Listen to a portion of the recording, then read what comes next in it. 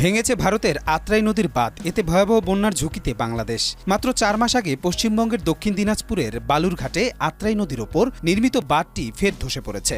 গেল 20 মে দুপুরে পানির প্রচণ্ড চাপে প্রায় 300 কোটি রুপি ব্যয়ে নির্মিত বাঁধটির একটি অংশ ভেঙে পড়ে, যা স্থানীয়দের মধ্যে চরম উদ্বেগ ও আতঙ্ক ছড়িয়ে দেয়।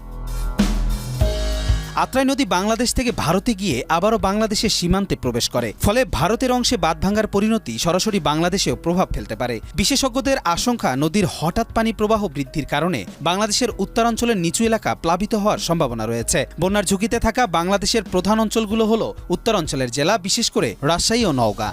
ওয়ালটন টেলিভিশন মাত্র 25,490 টাকায় পাচ্ছেন গুগল টিভি। এই জেলাগুলো দিয়ে আত্রাই নদী ভারত থেকে পুনরায় বাংলাদেশে প্রবেশ করে এবং ঘনবসতিপূর্ণ ও কৃষিপ্রধান এলাকার মধ্য দিয়ে প্রবাহিত হয়। সুনির্দিষ্টভাবে ঝুঁকিপূর্ণ উপজেলাগুলোর মধ্যে নওগাঁ জেলার আত্রাই ও মহাদেবপুর এবং নাটোর জেলার সিংড়া উপজেলা উল্লেখযোগ্য। আত্রাই অববাহিকার অন্যান্য জেলা যেমন দিনাজপুর, নাটোর, পাবনা ও সিরাজগঞ্জ ও ঐতিহাসিকভাবেও বন্যাপ্রবণ।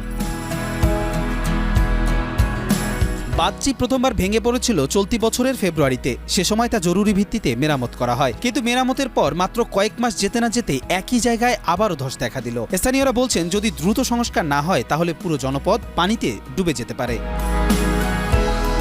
এই পরিস্থিতিতে দ্রুত ব্যবস্থা না নিলে শুধু ভারতই নয়, বাংলাদেশের জন্য এটি একটি বড় দুর্যোগে রূপ নিতে পারে বলে ধারণা করছেন বিশ্লেষকরা। কবির চৌধুরী, মাই টিভি।